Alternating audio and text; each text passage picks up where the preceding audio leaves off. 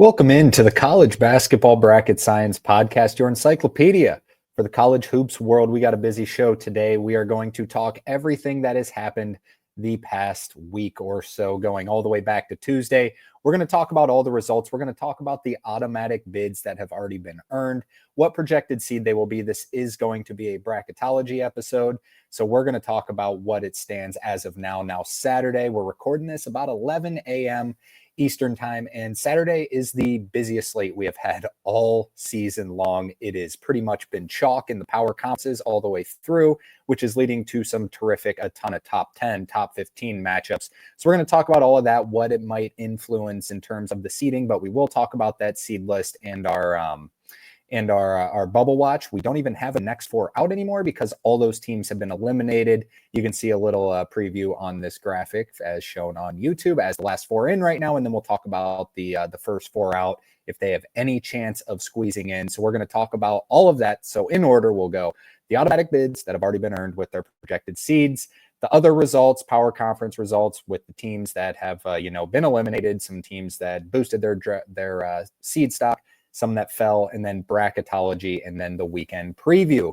So let's dive right into it. Let's try and get through these somewhat quickly. We'll talk a lot about bracketology in the upcoming slate, but let's talk about the results real quick. Before we do, be sure to hit that like and subscribe button. We are going to be posting more bracketology over the next 2 days until Selection Sunday. Tomorrow's Selection Sunday. So be sure to follow us on our social medias. We will post on there, just not enough. There's too much going on to make another YouTube video for it. So that's at Bracket Science with 2 S's. Be sure to go check that out. And then, of course, we will go live like we do every year at the end of Selection Sunday to do a little reaction and, just a quick little preview of some of the games. And then it's going to be busy from here going forward.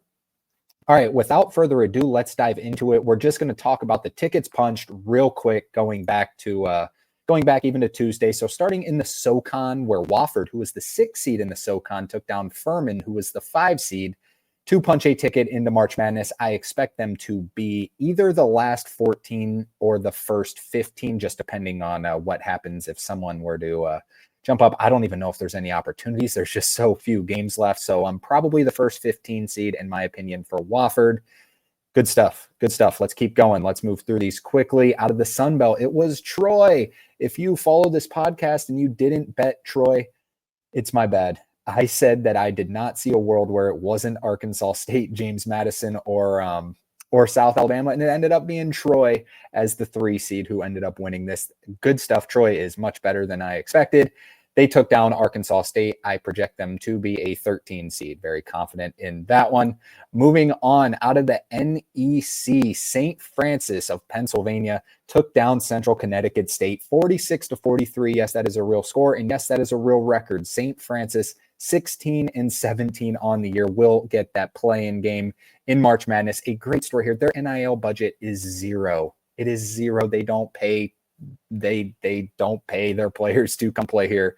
Central Connecticut State was by far the best team in the conference all season long, but it doesn't matter. Once that championship game comes around, St. Francis will be in March Madness.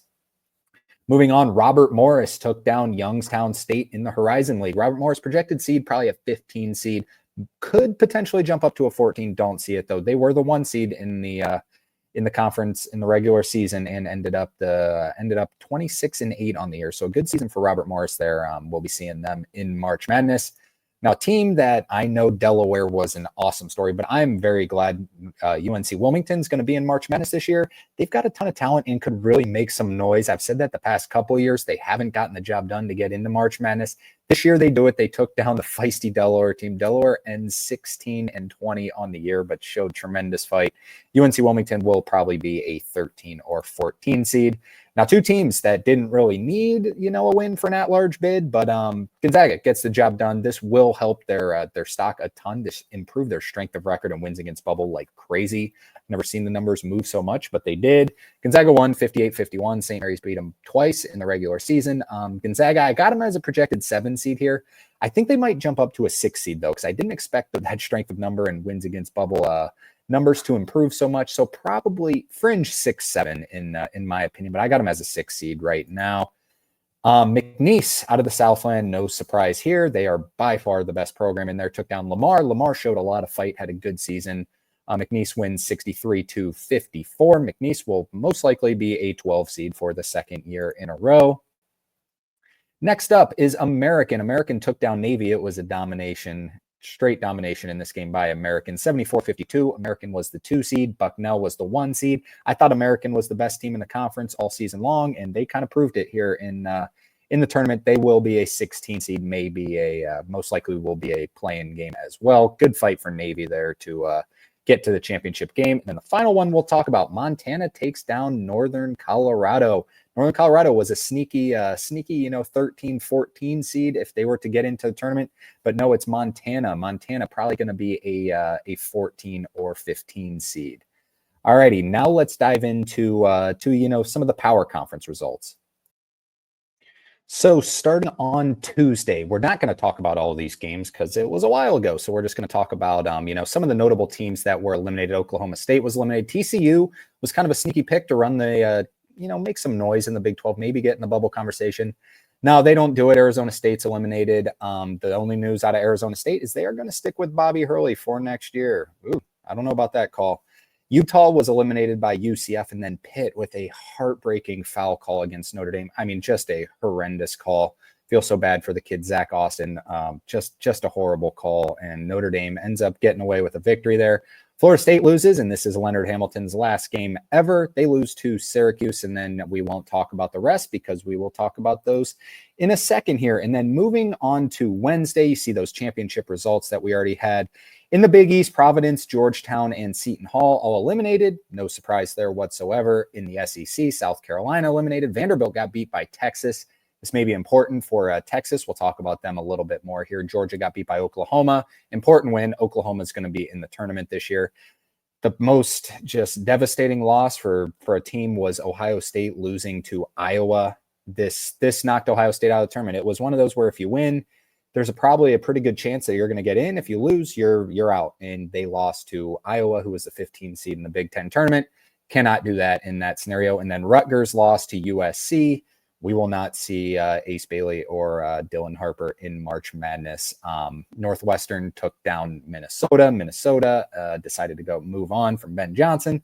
I do not know about this choice because I thought Ben Johnson did a good job there, did more with less than just about anyone could, but Minnesota will have a new coach next year. I'm guessing they already have a candidate in mind if they're already firing Ben Johnson, but we'll see. Cincinnati eliminated by Iowa State. Cincinnati, what an incredibly disappointing year for them. Kansas State was eliminated by Baylor. Scott Drew takes down his former assistant, Jerome Tang, to get them out of the tournament. Coleman Hawkins, very emotional. UCF was eliminated by Kansas. West Virginia was upset by Colorado, made it a little bit dicey for West Virginia. I still think they're going to get in.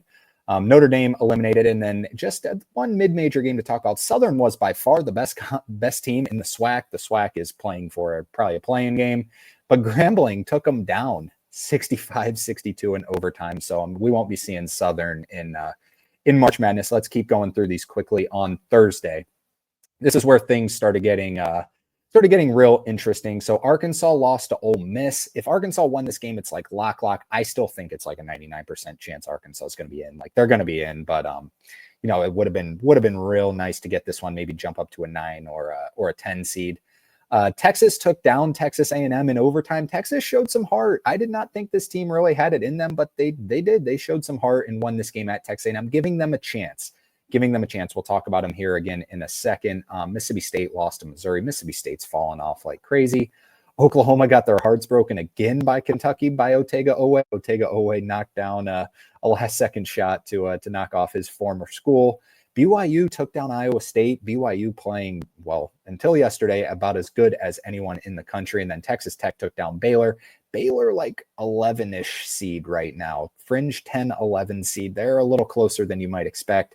Arizona beat Kansas. Kansas's disappointments just continue. Houston did knock off the Cinderella in Colorado. Then moving on to the Big Ten, Indiana lost to Oregon. If Indiana won this game, we talked about it, it would be a win and in scenario. Like they would be a lock, but they didn't. So it's a little bit closer. I think they're going to be fine, but they do lose to Oregon. Oregon playing some good ball right now. Illinois took down Iowa and combined 200 points in this game. Iowa eliminated, and Fran McCaffrey out at Iowa. Seen a few rumors of Ben McCollum between Indiana and Iowa. Ben McCollum, I think, will be one of those two head coaches next year. He's got Iowa roots, but Indiana is definitely the better job. We'll see about Ben McCollum and Drake, what he decides to do after the season, because he is, I would bet that he's at a power conference. Purdue eliminates USC, and then Wisconsin eliminates Northwestern. No surprises there. Duke survived Georgia Tech in this one, but the big news was Cooper Flagg getting hurt. I'm sure everyone's already heard about it. I'm not going to yap about it.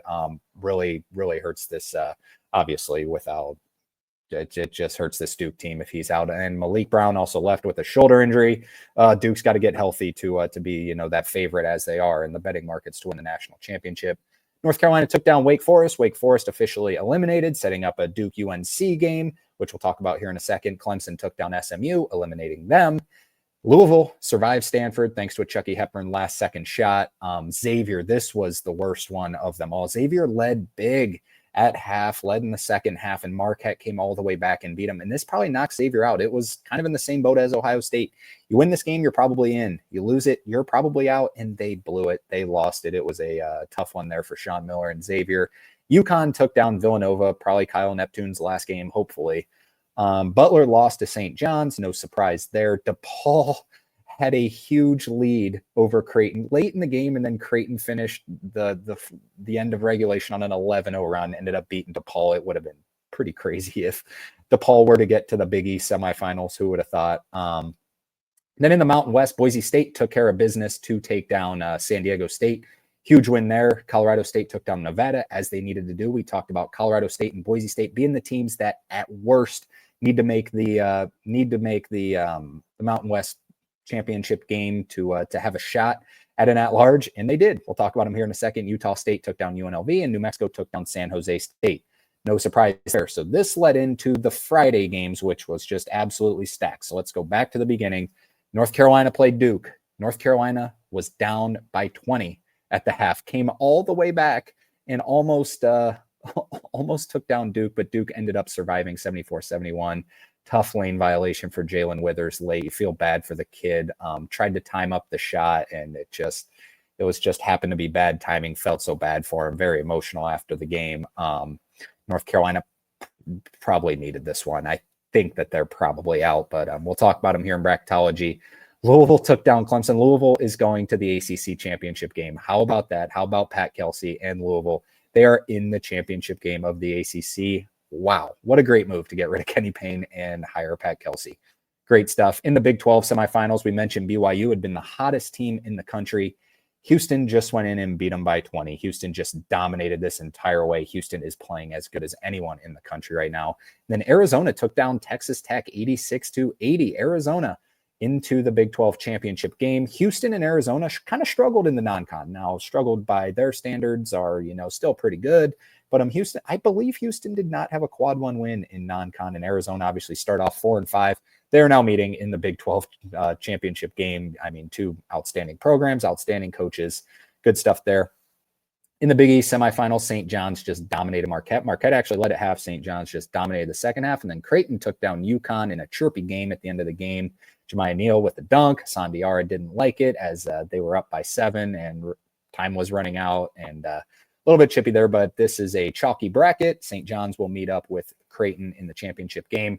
In the Mountain West, as fun and interesting of a conference tournament as we got, Boise State needed the win over New Mexico. They got it. Colorado State needed the win over Utah State. They got it. There's potential for a 5-bid Mountain West. Someone asked a question in one of our live shows. Is there a potential of a 5-bid Mountain West? I said, nah, probably not. There's actually a chance I might have been wrong on that one. We'll preview that game here in a second and what it might mean after we talk bracketology. Oregon lost to Michigan State. Michigan State continues to dominate. Wisconsin dominated UCLA. Wisconsin's really good. Michigan beat up on Purdue. Michigan's been struggling like crazy as of late, but they beat up on Purdue in this game from start to finish. And speaking of a beatdown, Maryland just killed Illinois in this one. So pretty chalky in this one, except for the 5 over the 4. But Wisconsin was favored in that game, so pretty chalky in that one. In the SEC, Auburn took down Ole Miss. Auburn led pretty much the entire game. And then Ole Miss fought back, tied it up, and then Auburn kind of took off at the end. Auburn kind of looking a little bit off as of right now. They've been my pick forever to win the national championship, but they're looking a little off right now. Will I take them? Yes, most likely, especially if Cooper Flagg and Malik Brown are 100% healthy for Duke. But starting to, play some close games, which they weren't doing earlier in the year. Now, Texas lost to Tennessee. Rick Barnes gets revenge on his former team, 83-72. This is a interesting resume does Texas have. They have 7 quad 1 wins, but haven't been, everything else isn't pointing towards an NCAA tournament resume. We'll talk about them a little bit more when we get to the bubble watch, but Texas, if they won this game, they were probably in. If they lost, probably out. So big one here, but that's a tough ask to beat Tennessee. Tennessee gets them. Alabama drilled Kentucky 99-70. Alabama's playing like one of the best teams in the country right now. Legit national championship contender, in my opinion.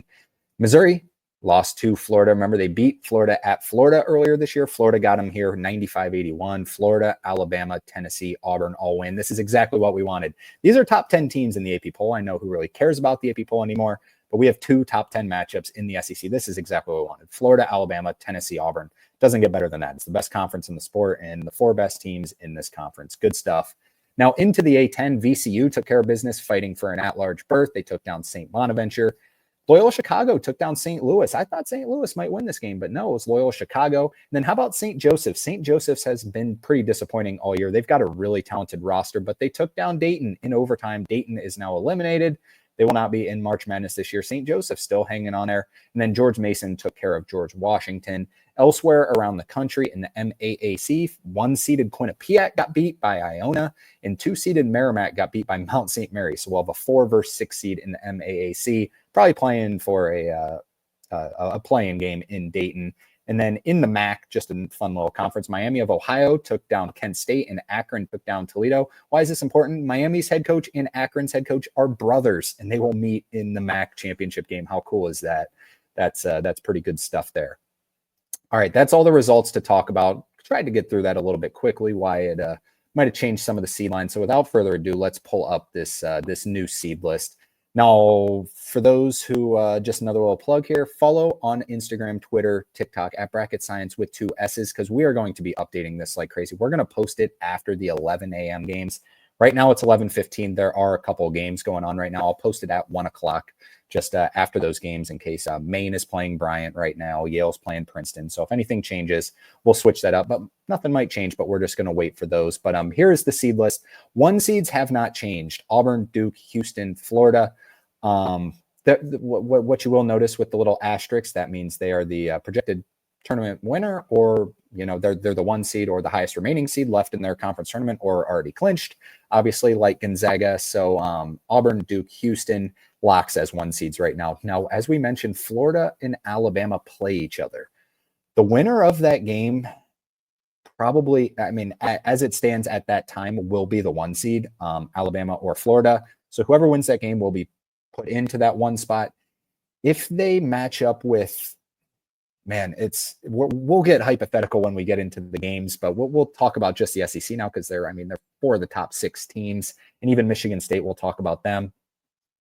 So say, just for the scenario, Florida beats Alabama, and Florida's still that 1 seed, and then Auburn beats Tennessee.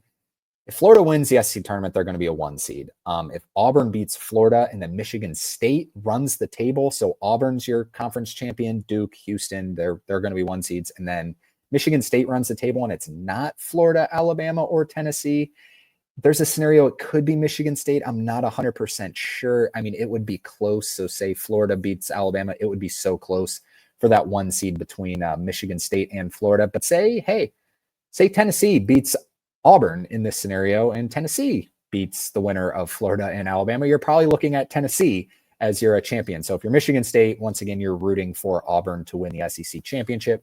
St. John's might have an outside shot. If they win tonight in the Big East championship game against Creighton, they'll be 30-4. They will have 30 wins. Will have won the Big East regular season in the Big East conference tournament. There's a scenario where the committee just looks and says, hey, they've won 30 games. They won a power conference, regular season and conference tournament. It's Rick Pitino. Let's throw him in as the 1 seed if Auburn wins the SEC tournament and Michigan State does not end up winning the Big Ten. Maybe St. John's could be thrown in there. Now I would have them as the last 2 seed right now, but worlds above the first 3 seed, which is Texas Tech. So those are your teams kind of battling for that last 1 seed. But this is, all bracketologists are a little bit different. So that's why there's a bunch of committee members. There's not just one. I go off of the stats that's on the team sheet and what I believe would be the seed line. This is what my ballot would be, what I predict they'll be. It's obviously not going to be 100% correct, but this is where I stand. The 2 seeds pretty much set right now. And then your first 3 seed is Texas Tech. Even after losing to Arizona, still your first 3 seed, and Kentucky. Kentucky, as we mentioned, they have tied with Duke in the 80s, the most wins over top 15 teams ever. Kentucky's 11-10 in quad 1. That's good for tied for 4th in the country, just behind Auburn, Houston, Alabama, and Michigan State in that scenario. So they're right there as your next 3 seed, as is Iowa State. Iowa State's in for that 3 seed right now. And then the last 3 seed, I got Maryland up to a 3 seed right now. Maryland's predictives are really good. 9th at Torvik, 11th at Ken Pom, 9th in the net, 12th at BPI. Strength of record is 12th as well. So they're pretty much, close to that 3 line. If Wisconsin does beat Michigan State, I think Wisconsin will overtake Maryland as that last 3 seed. Or if Arizona beats Houston in the Big 12 championship game, I think they would also jump Maryland. Unless, of course, Maryland beats Michigan, then they'll probably stay in the same spot. So a lot of stuff going on there between Maryland, Wisconsin, Arizona, and even Iowa State could be in danger of dropping to the 4 line, just depending on if Arizona wins the Big 12 tournament, and then Wisconsin matches up with Maryland, the winner of that, and then you probably keep both of those as a 3 seeds. Iowa State could hypothetically drop to a 4 seed. But next up on the 4 line, Texas A&M. Texas A&M, as we mentioned, lost to Texas. They're pretty solidly on the 4 line, as is Purdue. Purdue really been struggling as of late. Might be a team to watch out for. It was a big debate. I looked at it too long for Purdue and Clemson in terms of the last 4 seed. And I know Clemson's been playing good ball. They did just lose to Louisville. Both resume averages, so strength of record, KPI, and wins against bubble are at 19, so very similar there.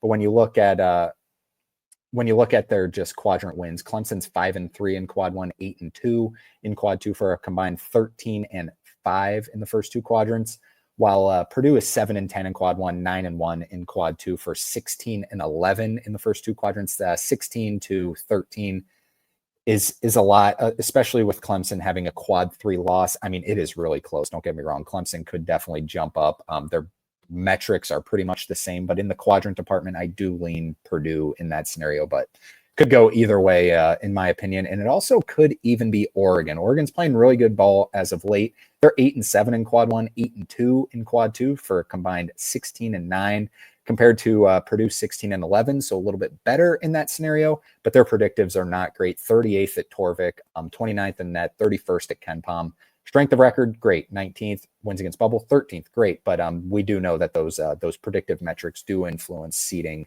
quite a bit. So Oregon, I have them as the 5 seed. Next up, sticking into the Big Ten, Michigan in the semifinals. They got a chance to maybe climb up to a 4 seed and pass Purdue, but we'll have to see. I know it seems strange, Purdue and Michigan. Michigan just beat Purdue. Michigan's the better seed, but Purdue did definitely have a better non-conference in that scenario. Michigan is 14-9 in the first 2 quadrants compared to Purdue 16-11. Michigan 10-7 in quad 1, which is very good, but their predictives not as good as Purdue. Purdue with an average of 19.3 compared to Michigan 28.7. That's a pretty big difference there. That's why I give the edge to Purdue. Then the last 5 seed, Louisville, got Louisville up to a 5 now. Some people might have them as a 6 just because their non-conference was not awesome outside of the Battle for Atlantis, which was, they did a pretty good job. Obviously, they blew out Indiana, but they only have 5 quad 1 wins, 4-5 in quad 1. They're 11-1 in quad 2, which is awesome. But just those 4 quad 1 wins are why you might see them as a 6 seed for most. But I got them as a 5 seed. 1 quad 1A win. When did that happen? Yesterday against Clemson in that win. That was their first quad 1A win. So your top half of quad one. First 6 seed is Ole Miss. Ole Miss just kind of flying under the radar, taking care of business. Going to be a 6 seed in March Madness. Illinois as your next 6 seed, been playing better as of late, except they just got drilled by Maryland. And then BYU as your next 6 seed after losing to Houston, but they were just blazing hot. Still a team I would not want to face in March Madness. Then the next 6 seed, I do have Gonzaga. As mentioned, I had them as a 7 seed prediction, but they ended up 28th in KPI, which is a strength of record based metric, 39th in strength of record, and 35th in wins against bubble for an average of 34. This average was like 44 before that St. Mary's game, so that boosted a ton.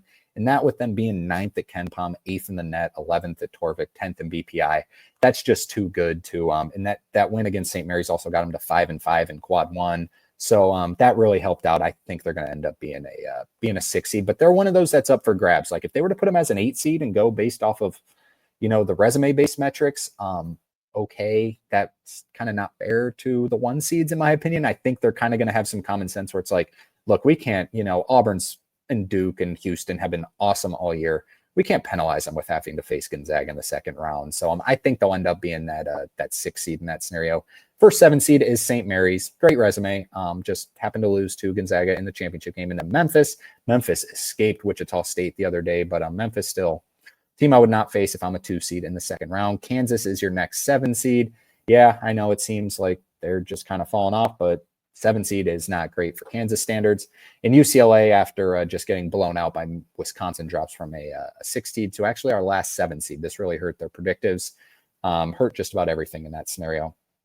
8 seeds is very Big East heavy. Missouri, right in that conversation, that could easily move up to a 7 seed, but look above them. Their resume is not as good as Kansas. I know they have the head-to-head over Kansas, but there's a clear difference. Kansas resume averages 25.3, Missouri 27. Predictive averages, Kansas is 18th compared to Missouri 20.3, so better in both departments there. Missouri 7-11 in quad one, Kansas 6-10, is pretty much the same. Missouri 3-0 in quad two, while Kansas is 6-2. So Kansas adds up to 12-12 in the first 2 quadrants, and Missouri is 10-11, so sub 500 in the first 2 quadrants. Kansas definitely has the better resume as of right now. Hey, I'm hearing anyone out who says Missouri's better than Kansas. I think so too, but Kansas does have the better resume for the team sheet that the committee will look at. And then your next 8 seeds, all the Big East teams: Marquette, Creighton, UConn, just all 8 seeds. There's like nowhere else for them to go, quite frankly. I think they're all going to be 8 seeds. Mississippi State, with one of the greatest fall-offs I can imagine. Every time I move them down a seed, I'm like, are they really an 8 seed? Are they really a 9 seed? Yeah, they haven't been great at all as of late. In fact, they're 34th in the net. Their resume averages are 30th. Predictive averages are 33rd, 13-12 in the first 2 quadrants. Pretty good, not too bad. Just strictly on that 9 line, have really struggled as of late. Then New Mexico out of the Mountain West, Georgia, and Utah State, so 2 Mountain West teams in there and another SEC team. Georgia going to be in the field. Drake as your first 10 seed, the winner of the projected winner. No, the already winner. What am I even talking about? The winner of the Missouri Valley Conference. Got him as a 10 seed right now. Oklahoma comfortably in. Oklahoma's resume is, every time I look at it, I'm like, it is so much better than I think. They're 7-11 in quad ones. That's really good for a bubble team. 7-11 in quad one, 4-1 in quad two, 11-12 in the first 2 quadrants. Resume averages of 37. Yeah, that's a tournament team. They're going to get in. I know their conference record wasn't good, but the conference record does not go on the team sheet. So they're going to be good. Next 10 seed is West Virginia. In fact, these 2 teams met in the battle for Atlantis championship, I believe. Louisville was in there somewhere. Can't remember. West Virginia, Oklahoma, Louisville. 2 of those teams somehow played in the battle for Atlantis. I can't completely remember, but West Virginia, they've dropped to 51st in the net. Resume averages of 43.3, predictive averages of 46, hanging on by a thread, 10-13 in the 2 quadrants. They do have 4-7. They are 4-7 in quad 1A. 4 quad 1A wins is really good for a bubble team. West Virginia is going to be in. And then Vanderbilt as the final 10 seed. Vanderbilt just taking care of businesses. The predictives don't like them as much, but 3 quad 1A wins, good resume averages. I think Vanderbilt is a sneaky team to take down a 7 seed. Next up is Baylor as your first 11 seed. And now let's switch graphics real quick to the bubble watch. So here is the bubble watch as of now. So your last 4 byes, as mentioned, Oklahoma, West Virginia, Vanderbilt, Baylor. First 4, so the teams going to Dayton, last 4 teams in. Arkansas, San Diego State, Indiana, and Boise State. Now, why does this Boise State one matter? Boise State plays Colorado State in the championship game. And if I go back to this graphic, going back and forth, do have Colorado State as the automatic qualifier because they are the highest seeded team in the Mountain West left. And that's how bracketology goes. You fill them in. So have them as an 11 seed right now, but say Boise State wins. I think that would knock off Colorado State into probably the first team out, unfortunately. So Boise State would be in, or excuse me, that would actually elevate Boise State. And at the time being, Colorado State would probably be the last team in compared to Texas, who I have, or compared to Xavier and Texas and North Carolina, who are next up. I think Colorado State would be the last team in, but it's really close. While we're talking about it, let's just compare right now Colorado State to Xavier's resume, because both teams kind of struggled in the non-con. So Xavier's resume averages are 50.3, which is, not awesome. That's on the wrong side. Colorado State is 49, so a little bit of the edge to Colorado State in that department. But in terms of predictives, Xavier has the edge, 39.3 compared to Colorado State, 46.3. But when you go to the quadrants, Xavier's 1-9 in quad 1. Colorado State's 2-5 in quad 2. Xavier's 8-2 for a combined 9-11. While Colorado State is 7-2 for a combined 9-7. So 9-7 in the first 2 quadrants leans Colorado State over Xavier 9-11. But Colorado State has 2 quad 3 losses. This is so incredibly close. If they were to lose, I think I might lean. I mean, it's so close. It is so incredibly close. It's 50-50. I could see it going either way. I'm not even going to make a prediction. And let's throw Texas in this conversation as well. So as we mentioned, Colorado State's strength of record resume or metrics averages to a 49. Xavier's 50.3. Texas is 52.3 and has worse predictives than Xavier. A little bit better predictives than Colorado State. Sometimes that just happens when you're in a power conference in the SEC. They have 7 quad 1 wins, though 7-10 in quad 1, but they're 3-5 in quad 2. So they're 10-15 in the first 2 quadrants, 10-15 compared to Colorado State 9-7. But Colorado State has 2 quad 3 losses. Texas doesn't have any outside of the first 2 quadrants. So they're also in the conversation. I don't think North Carolina is going to get in. They're 1-12 in quad 1, 0-10 in quad 1A, 8-0 in quad 2, but do have 1 quad 3 loss. They're 9-12 in the first 2 quadrants. Colorado State's 9-7 in the first 2 quadrants. But North Carolina has only 1 quad 3 loss compared to 2 from Colorado State, but still 9-7 to 9-12 in the first 2 quadrants. I lean Colorado State. I think it's going to end up, if Boise State wins that game, it's going to be a bloodbath by the selection committee fighting back and forth, whether it's Colorado State, Xavier, or Texas as the last team in. Then your next teams out are North Carolina and UC Irvine. So I would have Arkansas playing San Diego State in a first 4 matchup, and then Indiana versus Boise State right now, or either Indiana versus Xavier, Texas, or Colorado State. So it's going to be really dicey down the stretch. The easiest thing would be if Colorado State wins, because I do think Boise State would still be ahead of Xavier and Texas, but we will see. It is getting really close. I think Indiana and up, Indiana, San Diego State, Arkansas, Baylor, Vanderbilt, West Virginia, Oklahoma, they're all safe in my opinion. Maybe Indiana could fall out. I don't think it's going to happen. I think they've done enough.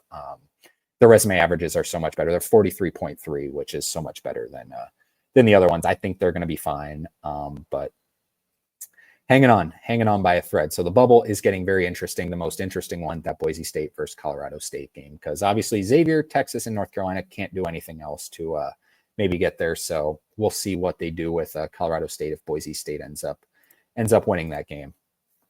All right, enough bubble talk. Let's go back. Let's talk about, let's just go through the 11 seeds one more time. Baylor, Arkansas versus San Diego State.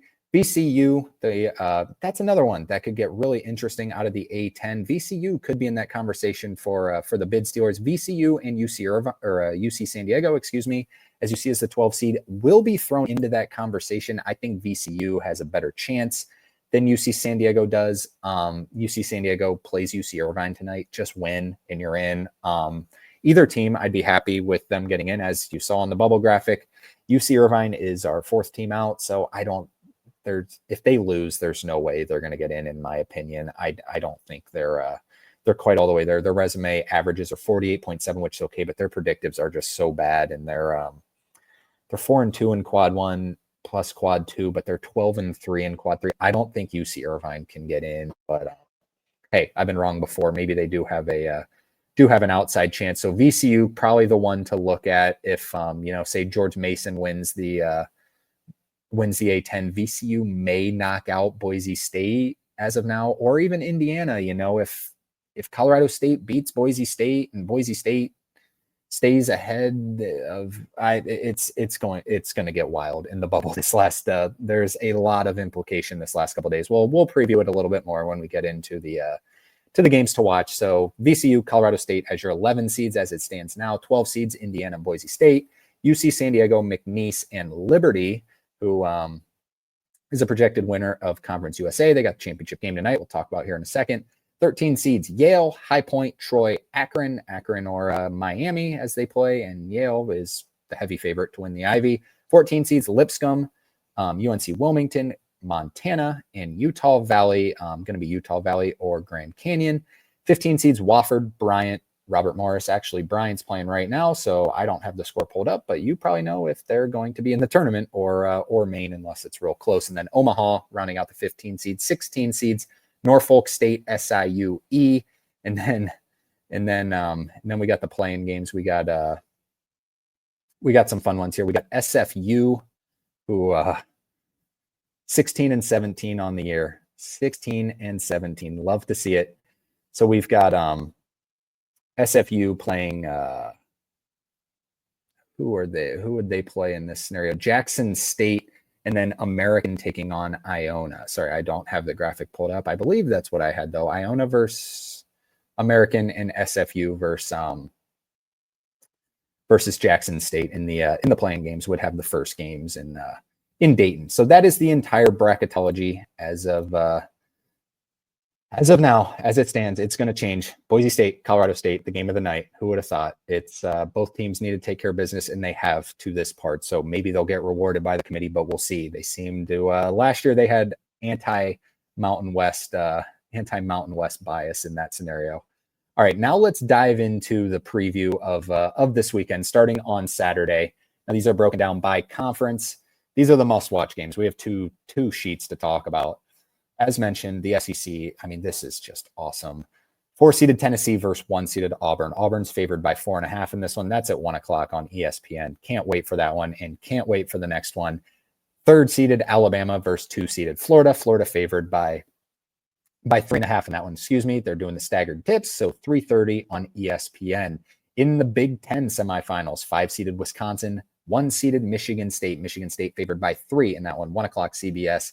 In the other semifinal game, 3:30 CBS. So have that. Hopefully they got the multi-view ESPN to CBS on YouTube TV. 3-seeded Michigan versus 2-seeded Maryland, who's favored by 4.5. Now I threw this on a must-watch game because this could be another bid stealer. In the AAC, the American Conference, 3-seeded UAB versus 2-seeded North Texas. Winner of this game will go to the championship and will most likely play Memphis. Memphis plays Tulane.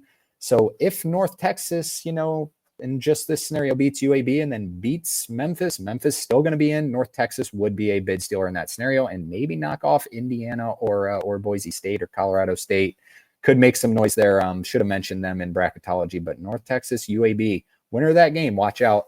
The Big 12 championship is tonight, as mentioned. Arizona takes on Houston. 3-seeded Arizona, 1-seeded Houston. Houston favored by 6.5 in that game. And now the game we've been talking about way too much. Mountain West Championship. 5-seeded Boise State taking on 2-seeded Colorado State, 6 o'clock on CBS. By the way, that UAB North Texas game, 5 o'clock ESPN2. Arizona Houston game, 6 o'clock ESPN. This Boise State Colorado State, 6 o'clock on CBS. It's a pick'em game. It does lean on the money line towards Boise State, just a hair, but it is a pick'em game that is going to be must-watch TV. 6 o'clock CBS.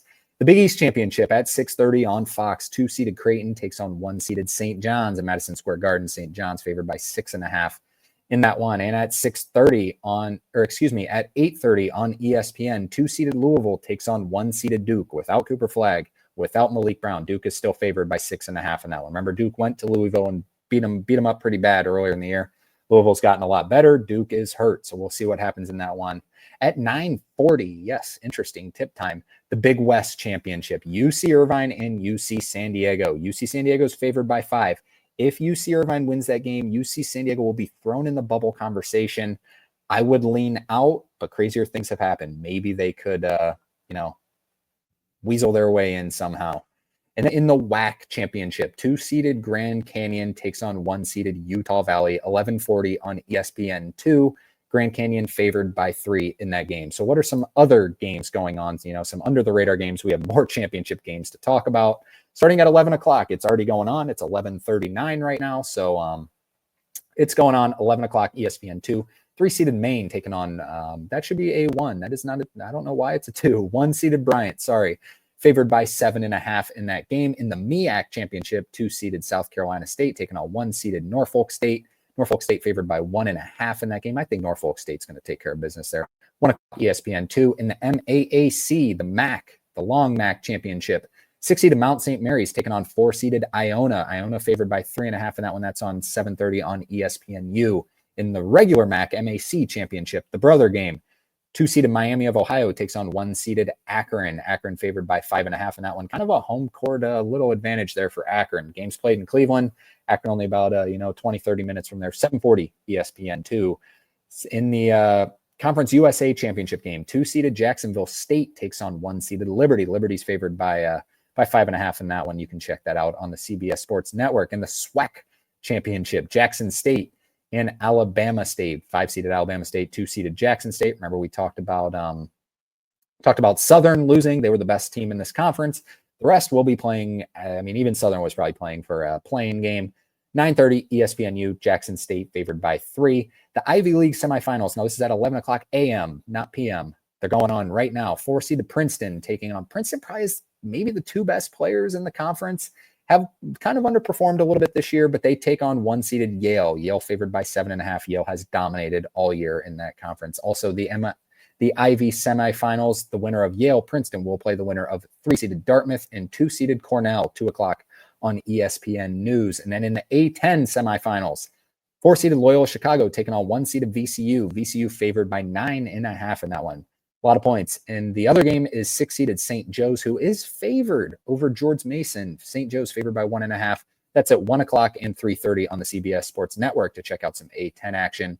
Then the game we mentioned, the AAC semifinals, just kind of a game where, quite frankly, I think Memphis is a fantastic team, but they're just so much better than most teams in the AAC. Now, I'll be excited to see them play North Texas and UAB, but when you play Tulane, favored by 8.5, that's just why it's not on must-watch games. 3:30 ESPN2. And then what will we have on Sunday? So this is courtesy of ESPN.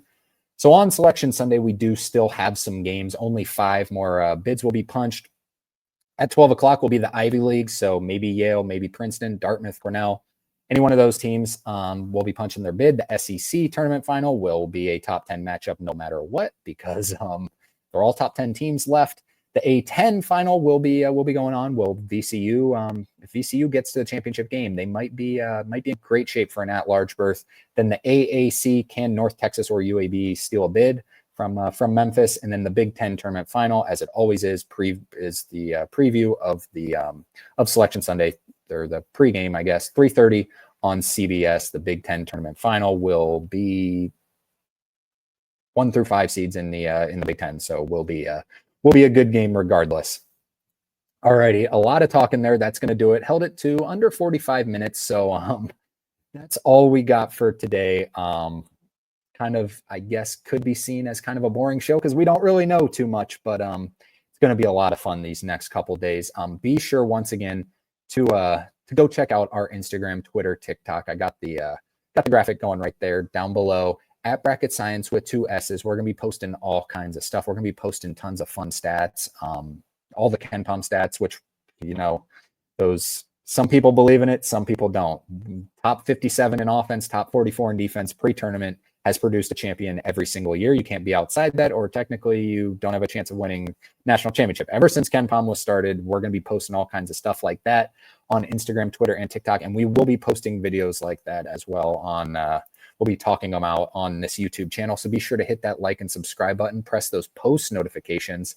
We are going to go live tomorrow at, I'm not even going to schedule it. It's probably going to be 7:30 or 8 once I get all the graphics put together. So we're going to, people can come in, ask questions. I mean, I'm not going to tell you how to fill out your bracket because I know the stats, but when I'm picking who's going to win, who really knows? It's March. Anything can happen. I'm not going to tell you how to pick your bracket. We're just going to talk about, some of the seed lines, some good matchups that might come out, some maybe some mistakes that the committee might have made. Maybe they throw in North Carolina, for instance. Like, I don't think North Carolina deserves to be in, but maybe, they go off of, the predictive metrics a little bit more. So we'll talk about all that kind of stuff and answer a bunch of questions.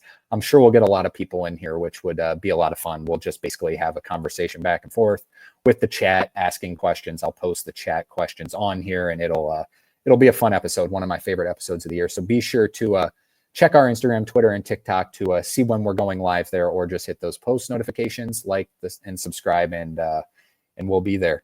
All right, everyone, enjoy this incredible day of college hoops. I'm going to go tune in to Maine and Bryant, see who's winning that game.